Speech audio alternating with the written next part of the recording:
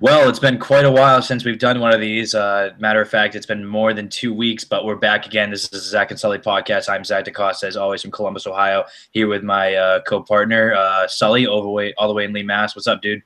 Has it really been over 2 weeks? Dude, I went on Facebook the other day, and it said I hadn't posted anything in 10 days. And then, remember, we had the malfunction with the National Championship podcast that we did over his voice recording app. So we haven't posted a YouTube video, actually, and due to other problems we had with the Google Hangout. So, yeah, this is our first video in a few weeks, actually. I think it's been probably since March since we've done a video. We haven't done one in April yet, I don't think. Wow. Yeah, you're probably right. You're probably right about that. So, yeah, over the last few weeks, a bunch of things have happened. Obviously, with, the baseball opening day activities started the MLB season. You got the playoffs heating up with hockey and basketball. We're going to get into that from the beginning, starting off with the NBA. Then we'll talk about NHL. And then we're going to talk about my ordeal with Starbucks today. And we'll also talk about Jimmy John's dollar sub on Thursday. I got a few things to say about their sandwiches. I've had this discussion with my brother before, so we'll get into a little bit of that. But first, let's get right into it. The NBA playoffs started last week, I believe. No surprise, Warriors finishing first in the West. They open up against Houston. Steph Curry got hurt in Game 1. That was a lot of the big talk going in for this week. Us right now, after seeing what has happened in the first half between the Celtics and the Hawks, I don't want to talk about the NBA playoffs right now, but feel obligated to because – obviously we can't be biased, so let's get right into it. So take some things so far from the playoffs. So anything you want to discuss. So I guess I'll start with that Golden State. It's going to take Steph Curry getting hurt for them to lose. That's what I think. This team does have a kind of a Patriots 18-1 aura around it. I will say that, but they are running away with this. They are making Houston look stupid. That's how good they're playing right now. I don't think it really makes much of a difference. I'm not saying that they don't need Curry to win it all. They definitely do. They will not get by San Antonio without him. But I do think they could get to the Western Conference Finals without Curry. I think they're that good off the bench. They got guys that step up all over the place. They have that mentality where they have superstars that can shoot, but they also have guys that who come as this next man up character, which I thought was a role that the Celtics would have. Granted, they have guys that come off the bench and usually make impact plays, but that's not the case tonight. You can tell that. So I think with Golden State, however, you have a guy like Steph Curry. Obviously, he means a lot to the team, and obviously it's going to make headlines that he's not playing in the game, but you saw how they played against Houston last night. Dolla had a sarcastic comment at the game last night saying it was somewhat like a scrimmage. That was awesome. Really – but I think that was more of a personal attack towards the way Beverly – was playing the game in Game 1. You came off as way over the top aggressive, just like a madman. I understand you wanted to probably get in their heads and kind of punk them, I guess, and kind of change the mood of the game. But I like I said, I think this will go 4 or 5 games, and Golden State will run away with it. I think Curry's supposed to come back next game, isn't he? Yeah, he's set to. A lot of people were saying you don't play Curry until you start losing, which I can't really disagree with. It's like when you have a 2-0 count in baseball. You don't swing until you have to. Exactly. So let's see what other series are going on. Dallas, surprising win last night against Oklahoma City. They were 14-point underdogs in that game. The media's making a big deal about this, and I understand the Mavericks struggled towards the end. I wouldn't necessarily say they were. They reminded me a lot of an NBA Eastern Conference team with the way they played the season. They finished around the 500 mark. Most people didn't expect them to even win a game against Oklahoma City, but they held the Thunder to 84 points last night in OKC, 1-1, and when they were 14-point underdogs. I think it was one of the largest underdog spreads ever in NBA history for them to win that game. Did you catch any of that last night? Yeah, I did see the ending of it. I did see that putback by OKC. That didn't count. That was really that's kind of a heartbreaker. Kevin Durant was awful last night. He shot so bad. He had a bad night. Durant? I think he was 7 of 26 from the field. It was bad. That whole organization. Do you think if they lose this year that Westbrook and Durant are gone? Because I think so. I think they've given them too many chances. They don't really have a supporting staff. They've traded away everybody. They've let everybody walk. They've gotten rid of other superstars. They let Harden go to Houston. And I understand people make the argument that they weren't going to be able to pay him, but they still didn't. It didn't really seem like they attempted to sign him. They kind of let him walk away. You had Reggie Jackson, who's now playing pretty decent in Detroit, considering they almost beat the Cavs the other day when they played that game in Cleveland. Dion Waiters, I mean, he hasn't really turned into really anything for that squad.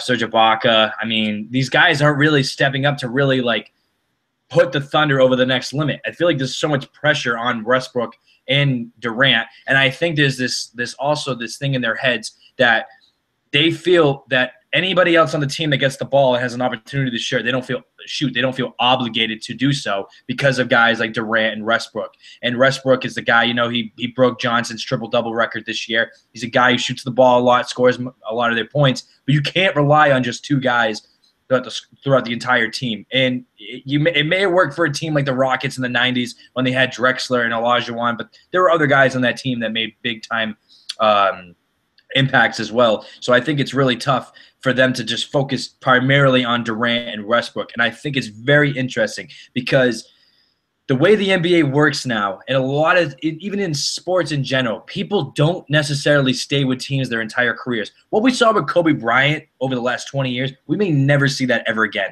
A guy who spends his entire almost 2-decade-long career with one single team. And I don't think Westbrook or Durant are going to spend their entire careers with the Thunder. I would not be surprised if Westbrook ended up somewhere in LA. I don't know where Durant would go. I hope to God this whole thing with Golden State is a lie, because I don't really understand how they would even pay him, let alone how the commissioner would even allow it to happen. And I'm not saying as a spoiled or salty fan. It was just kind of, how the thing with Chris Paul worked a few years ago when he was supposed to go play with the Lakers, and then the commissioner stepped in and was like, no way, this is not happening. And then he ended up going to the Clippers, and now the Lakers have gone down, but the Clippers stock has gone up. So I don't really know how that's going to play out for the offseason for these guys. And it could this might be even creating distractions for the Thunder in the playoffs right now, because there are probably guys on that team that don't think that these guys will be back next year. And that's putting a lot more pressure on everybody else probably, because they're thinking, well, this guy might not come back next year. I mean, what are we going to do? There's a lot more pressure on us. You understand what I'm saying? Yeah, I don't know if there's athletes that necessarily take that stance. But look, they have no supporting staff, and you go to the point where OKC feels obligated to get Westbrook and Durant the ball. And I think you're right, and I think that's a problem that Cleveland is kind of having. You've kind of seen it. Kyrie doesn't play well when him and LeBron are on the court together. LeBron plays better when he's paired up with someone like Dolla. And I think that's kind of a problem that OKC is having right now, is that they don't have a competent support staff, so no one feels comfortable shooting the ball. And Oklahoma City's problems are very, very similar. Yeah, and minus the social media distraction by the diva. But other than that, they have similar problems. Yeah, that's exactly what I was going to say. Cleveland seems to be they're in shambles. It looks like LeBron's already regretting his decision to return to Cleveland. Detroit was dominated about 95% of that game. They didn't pull away towards the end. It was 80. It was 88 to 83 with 2 minutes left, and the Pistons were up by 6. We're talking about the 8th seed that just snuck into the playoffs. And this team that everybody that thought LeBron was going to bring to them, he has an all-star in Irving.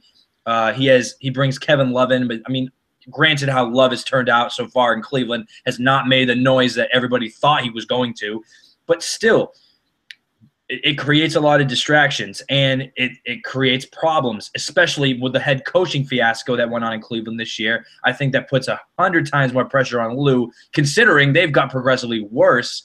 And then now that you're not playing, you're not dominating an AC team like you thought you were going to be, I think it does create problems. I also don't know how you fire Blatt when you have a little bit of a bump in the road.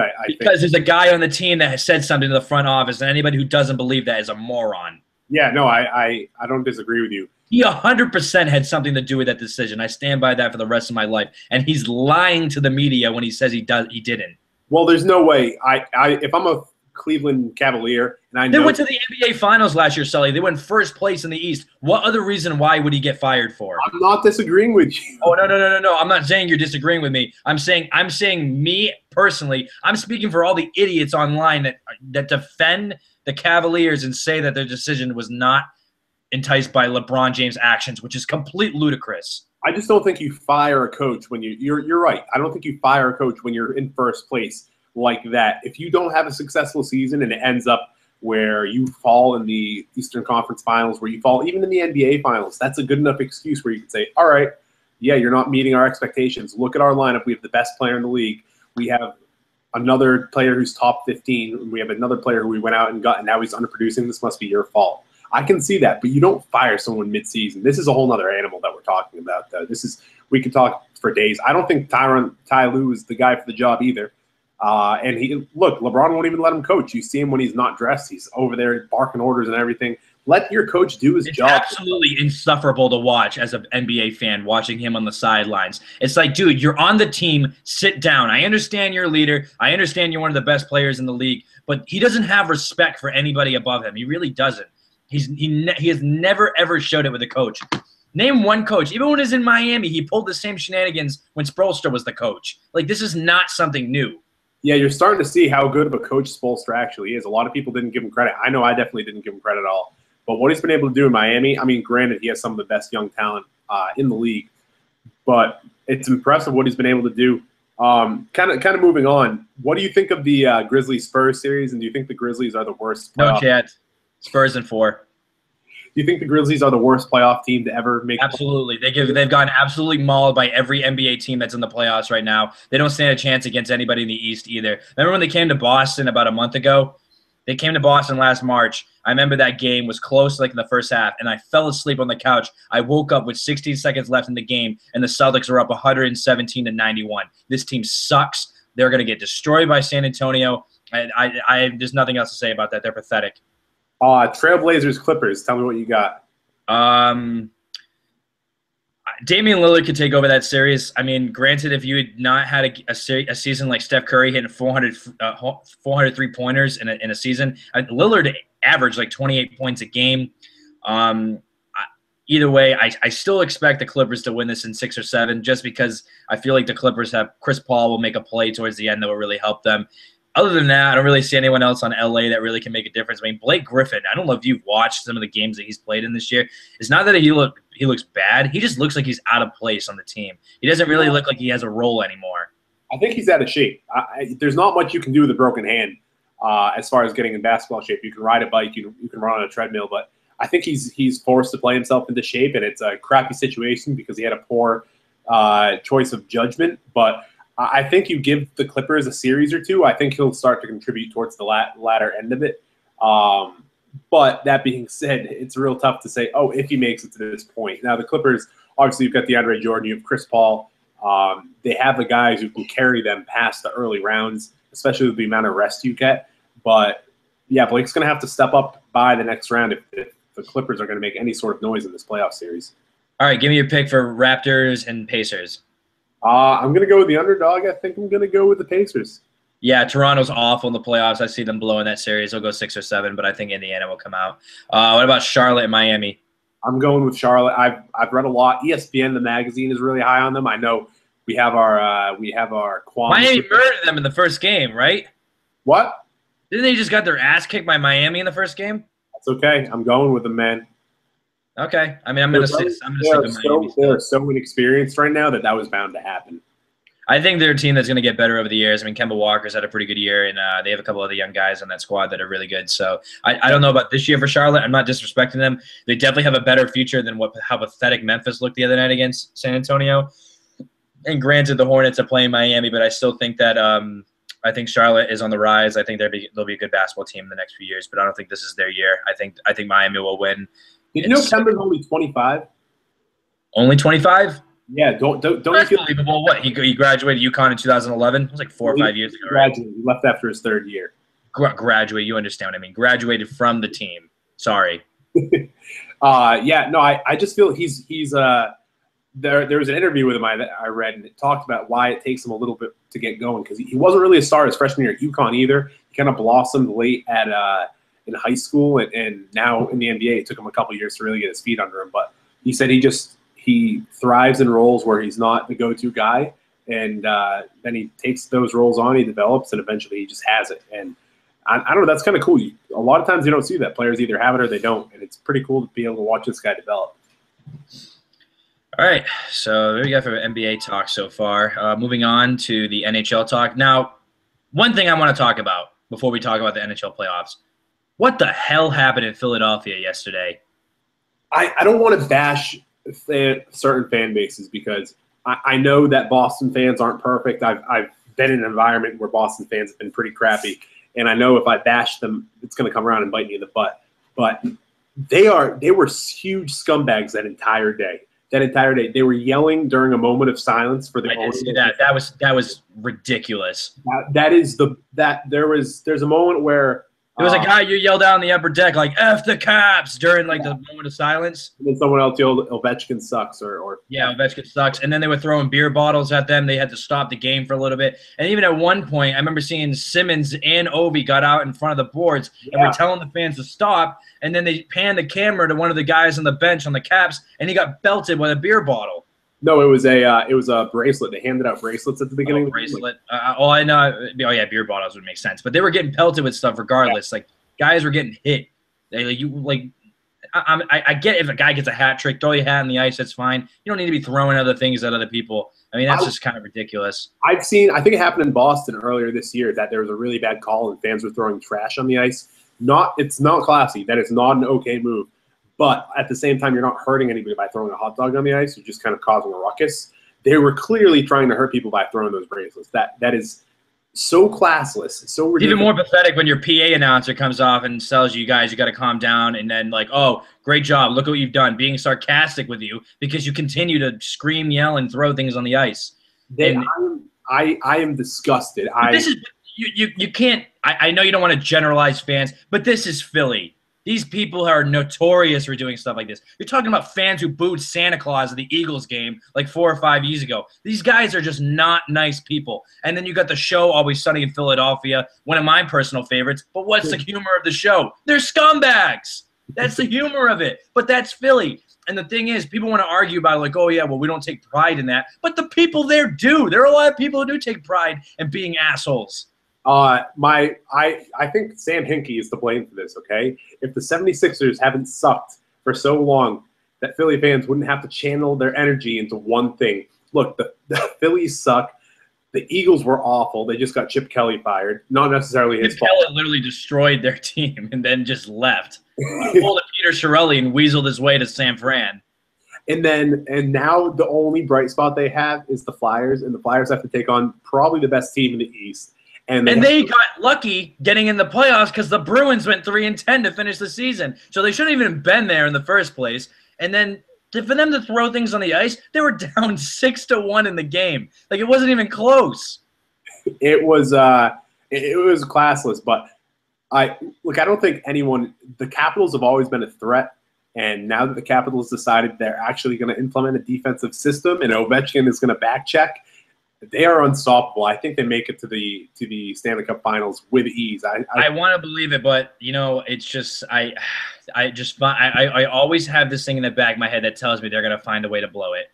I don't blame you, but they've never played like this before. You watch games mid-season, Ovechkin is playing defense. He's going into corners in his own defense. I would like to see. I don't like the Capitals, but I would like to see Ovechkin win a cup. I would like to see that. I'm right there, too. I don't really dislike the Capitals, and I think the D.C. fan base is really in need of something, especially with the Nationals sucking towards the end of the year last year and collapsing like they did. Obviously, the Redskins are awful, and that's a fiasco. Well, they did make the playoffs last year, granted. We'll give them that. We'll give them the Caps, then. That's fine. I mean, we'll see. I know they're really, really good, but something tells me they're going to find a way to blow it against a team like I feel like the Rangers or like even the Islanders who looked I'm kind of jumping on the bandwagon for them too because they've been interesting to watch. Over on the West, I stayed up till 2 a.m. last night to watch the Kings and the Sharks. So did I. I was exhausted this morning. Yep, terrible decision. So I was listening to them and they had a stat that said every series they played in the playoffs, Game 3 has gone to overtime. Did you hear about this? No, the He's Sharks? met 4 times in the last 6 years in the playoffs, and all game threes have gone to overtime. No kidding. Yeah. You know, I want to root for San Jose because from what I hear from my brothers, that kids at his school, there's a lot of big San Jose fans, and I'm not disrespecting LA. I rooted for them both times they were in the Cup. I think it's good for the sport that they're actually winning out there and they develop a good fan base. But I would like to see San Jose win it. I would like to see Joe Thornton possibly get a cup too. That'd be cool to see.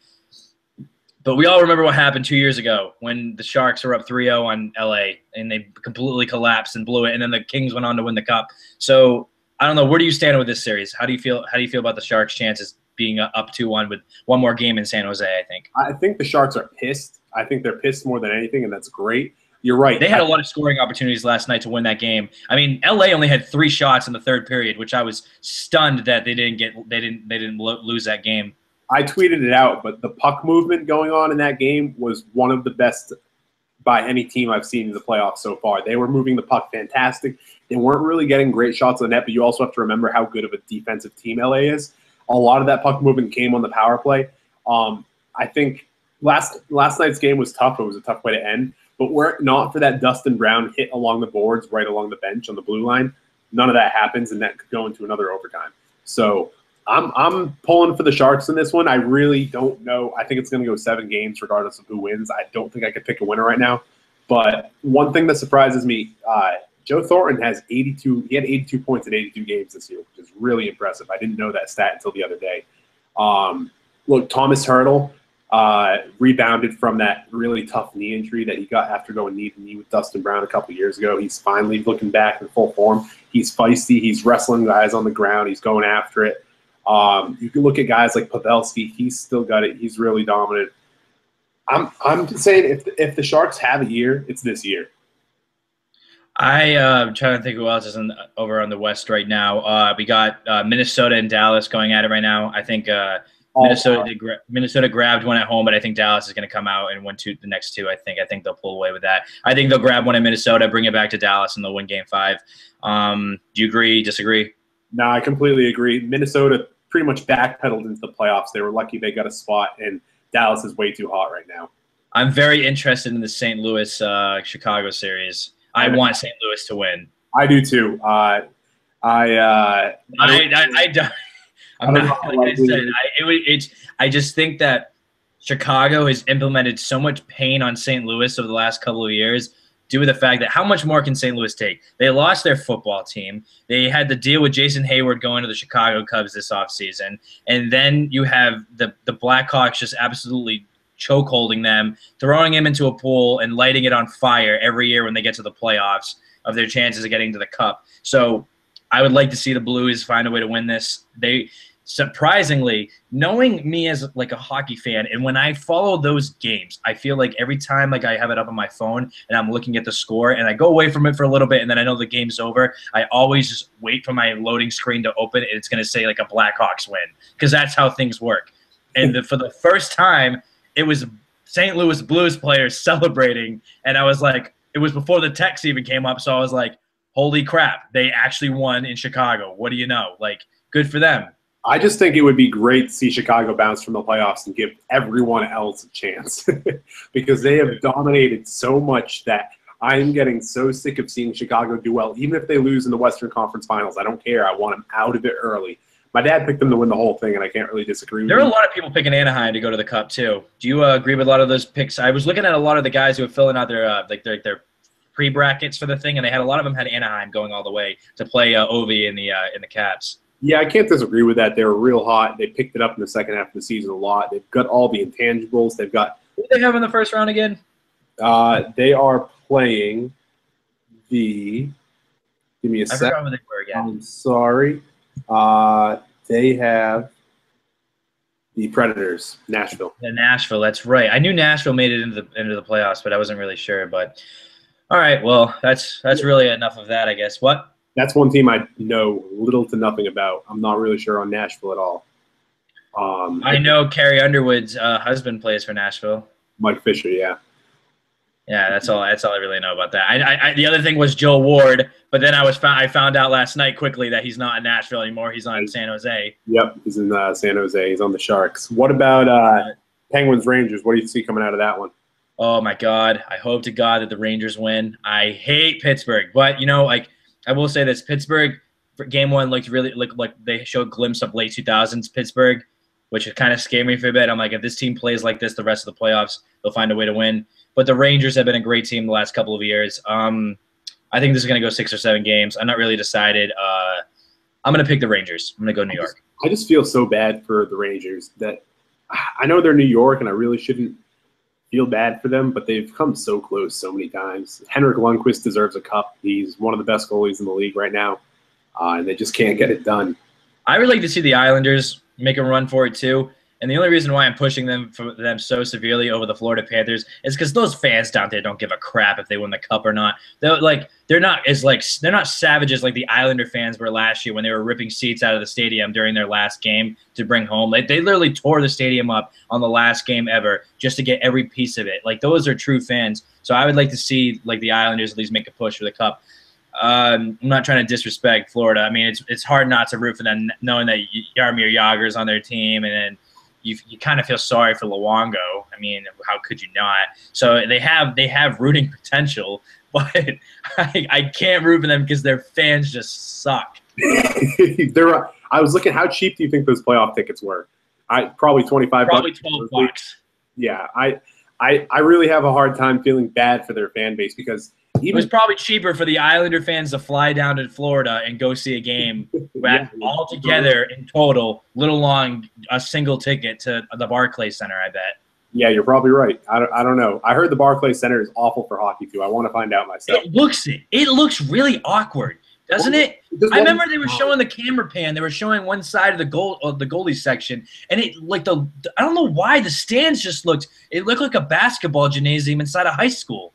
It looked weird. Well, that's the way it was designed. The Islanders were kind of but they had this idea and plan. Like, when the stadium was developed, there was talks for years that the Islanders' lease was coming about. It was fun. Like they knew they weren't going to play at that stadium by the end of 2015. You would have thought that they would have put some planning in that. Hey, we could possibly take this team in and put them at the Barclays Center and make it accessible for a hockey team to play here. Like. The fact that it's not working right now and that it's awkward seems preposterous to me. That's how does nobody think about that kind of stuff? That's the first thing that popped in my head over the freaking Nets. Are you kidding me? Do you want to hear my bold prediction? The NCAA Frozen Four will be there in the next 10 years. That is my bold prediction. College hockey in New York, I guess, but I mean, it's still like it's awkward looking, and it's funny. I find it so funny that you say that because I was thinking the same thing to myself when I was watching the Islanders the other night. But what about my favorite series in this one? Without a doubt, Lightning Detroit. I know Detroit's a dumpster fire right now, but just watching the end of those games and just battle it out is fantastic. Brian Boyle. Detroit has no chance. Tampa Bay is going to win that series. Tampa Bay is so much quicker. They look so much quicker on the ice. Brian Boyle is my Detroit is it's like that all-star team that you loved growing up in the early 2000s. They're now really, really old in their late 30s, and now they're all together, and you want to root for them because a lot of guys are on their way out, but they're just they cannot put up with Tampa Bay. Tampa Bay is going to win that series. Yeah, I don't disagree with you, but Brian Boyle doing the chicken dance was the top 10 highlights of the season. I think that's the last playoff series we have to cover. We'll probably be talking more about that as the week goes on and see some more outcomes of the game. Definitely. I know. So, next, Starbucks. You want to talk about that? Yeah, hit me with it. Dude, I don't understand why how people can screw names up so bad on the cup. All right, so this morning I had some time to kill. I just came out of my 9:30 class. I had a meeting with one of my Portuguese professors. So I'm walking to Starbucks. I walk inside there. I get my coffee. And I tell him my name is Zach. And I've seen many attempts. If your first attempt you write down is Z-A-C-K, that's fine. That's a pretty common use. But this person wrote my name out as Z-A-K. I have never seen that before. But it made me think. I'm like, is that really your natural instinct to like go for something like that? Like I'm thinking when I see the cup, like I'm looking at it like, Zach, what are the possibilities? What is it that I'm usually familiar with? Is something that will pop in your head. You know what I mean? Yeah. Like if I saw that your name was Josh, from what I've seen, I would write Josh, like Josh. I wouldn't write Gosh, like Josh. You know what I mean? Like it's just like my natural instinct. I would write something else. But this savage wrote Z-A-K. I mean, I've seen Z-A-C. I've seen Z-A-C-K. Very rarely do they ever get my real name right. But Z-A-K, Zach. So I looked at it. I was like, solid attempt, man. Dope. Like, honestly, thanks, man. I really appreciate it. And I Snapchatted it, and I sent it back to people. And I found it funny because not only did you respond, but I had a few other people, like, snap me back. Like, that happens to me literally all the time. And I was thinking, one time I went to Starbucks with Jorge, my roommate, and they wrote his name. He said Jorge, and they brought his cup to him, and they wrote it out as George, and even called him George. They're like, George, coffee for George? And we're looking around like nobody else was in the coffee shop. So we were like, well, I don't know who they're talking to. It must be you, Jorge. And it wasn't. It was his exact order. I have a perfectly good explanation for that. You went to Starbucks. They saw, you dressed, you're very hip, you're very in with modern culture. They're like, oh, Zach, Z-A-C-H is way too mainstream. There's no way he spells his name like that. They said, must be just Z-A-K. Zach? Is there a Zach here? It's a freaking Starbucks. It's a freaking chain coffee restaurant. Like, I don't understand how you could possibly screw that up. Like, it's just mind-boggling to me for that kind of matter. But like, my whole complaint with the whole thing is your first attempt should not be Z-A-K. Like, how can you be that idiotic of a human being? Noting that you're, like, familiar with words like, I don't know, like, that person must know a lot of Z-A-Ks then, I guess, because you always go with what you're familiar with first. Like, it just would not make sense to do that kind of thing. Knows more than me. I don't know any. But they always find a way to screw these things up. Like, it's like they purposely do it. It's like there's a plan behind, like, how can we screw this guy's name up? Like, they all just – it's like an inside joke between all Starbucks employees that they want to screw everybody's name up. Like, it'd be like if Connor walked into a store, like a Connor, and it would be C-O-N-N-E-R instead of C-O-N-N-O-R. Like, oh, this is hilarious. We'll take the O out. We'll put the E in. Connor. Like, they know it's not his name, but to them they think it's funny because it's an inside joke. I was going to say – like AT, like is in mat, like a floor mat. like stuff like that, like idiotic things like that. I've actually seen Matt spelled M-I-A-T, though, before. But not commonly.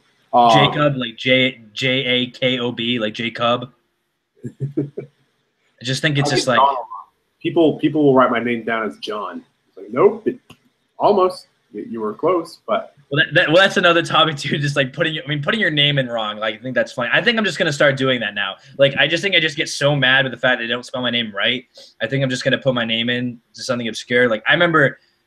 Like a years ago when we were in high school, we would go to Taco Bell, and Westner would always tell the people at the front end, like, his name would be either Gordon or Geppetto. And I laughed so hard when he put his name in as Geppetto. Like, like Pinocchio stuff. It's like, who thinks of this stuff? That is funny. It's funny when you put names in. So I guess it's more, what if it's like a retaliation, you know? You're probably right. That people are just like, I am so sick of these people putting in their fake freaking names. You know what? We're going to write it wrong on there, and we're going to ruin their day. Like, stuff like that. We're going to make a podcast about it. Make a podcast about it. So there's my Starbucks rant for the night. Last thing we need to talk about is Jimmy John's. So if you haven't heard, primarily if you don't live around the Boston area, I know there's not a lot around. I don't think there's any actually around the South Coast area of Mass and Rhode Island. But if you have a local Jimmy John's near you, they're doing dollar subs from 11 to 3 on Thursday. So I feel so bad for every employee of the chain of Jimmy John's during those hours. That's gotta suck. But yeah, what's your take on it? You gonna make that 50-minute drive over to Jimmy John's for the dollar sub? Honestly, probably. that is, it's not worth it at all, but it's not a bad drive. It is worth it. 50 minutes for Jimmy John's. I love Jimmy John's, and I don't get to experience it at all. The last time I had it was with Connor, and the delivery guy. Ohio State? No, oh, that's right. It wasn't at Ohio State, but we went before that in Boston, and got it at like 2 in the morning. See, you're gonna bring this argument up. I love Jimmy John's because you can't mess it up. It's always really fast, and it's open late.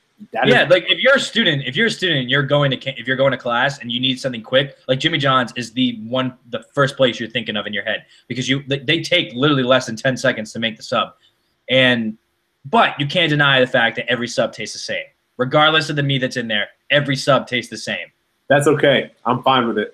The only one that tastes different is the Beach Club, and it's because they put avocado spread and they put cucumbers in it. But other than that, every single one tastes the same. They have ham sandwiches, they have turkey sandwiches, they have roast beef sandwiches. They all taste the same. They just spread it over with a crap load of cheese and mayo, stuff it into a sandwich.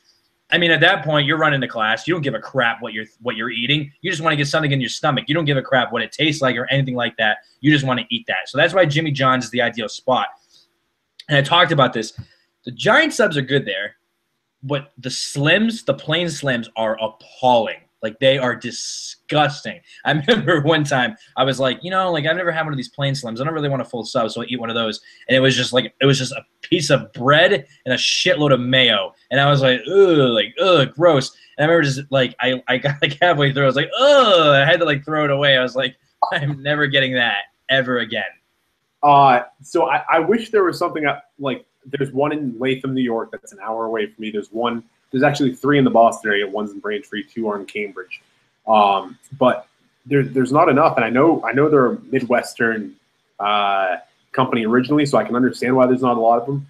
But there's no equivalent. Like, Subway sucks compared to Jimmy John's. There's nothing good out of Subway. D'Angelo's pretty good, but way too expensive, and it's kind of hit or miss. If you go to a bad branch, it's not a good experience. So there needs to be some sort of equivalent to Jimmy John's out here on the East Coast. That's what I think. So yeah, don't forget to get your dollar sub from Jimmy John's. So that's all I think we have for today so far. Was there anything else you want to add for final thoughts? We didn't actually talk about this, but North Dakota State took home the NCAA hockey tournament. That's right.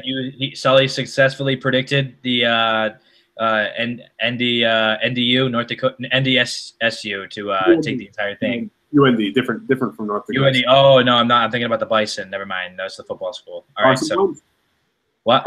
Yeah. So I'm pretty proud about that. I picked them to beat Providence. Providence didn't get out of the first round, so I was only half right. But I won my bracket pool, and no one gave me credit. And everyone told me, "Don't sleep on Michigan. Don't sleep on Michigan." And I said, "Look, Michigan's pretty good, but they're not making it out of the second round." And what do you know? They didn't get out of the second round in North Dakota, baby. So I'm pretty proud. I saw Nick Schmaltz play in person, or I watched him play for the U.S. national team, World Juniors team earlier at UMass in a scrimmage, and he was easily the best player on the ice, bar none.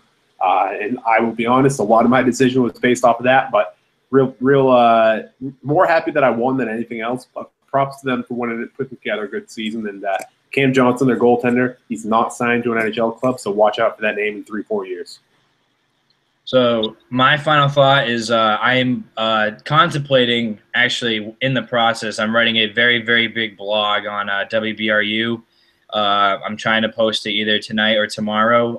It's just dealing with I honestly don't even find it funny anymore, Sully. I really don't. I don't think it's funny anymore. It's not. It's like I literally go to their website. I used to go to their website back in high school when I would want to listen to new music and find new tunes and all this stuff. They have become an absolute disgrace of a radio station. I'm surprised the suicide rate in Providence hasn't risen over the last 2 years for all the listeners that they completely plague every morning with their god-awful repetitiveness. I cannot listen to Red Hot Chili Peppers anymore. I cannot listen to Sublime anymore. And I'm not even in the area. I can't even imagine how some of them feel. I wrote about this for a little bit too because I went to their website.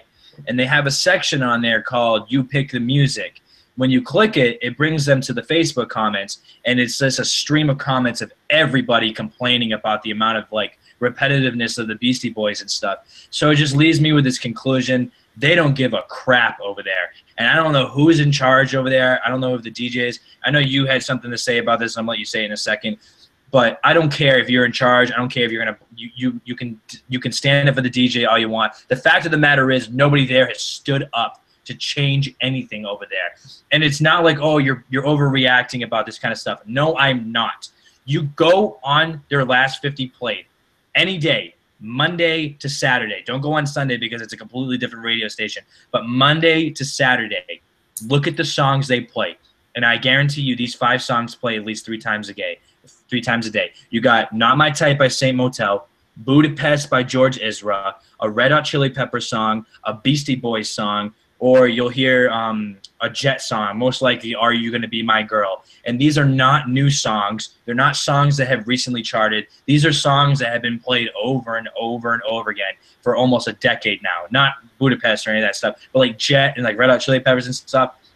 They're not even like digging deep into like finding new music. They just don't care anymore. This is a Ivy League school radio station. How are you not? How you have you're representing a college. Like college rock, it changes dramatically every year.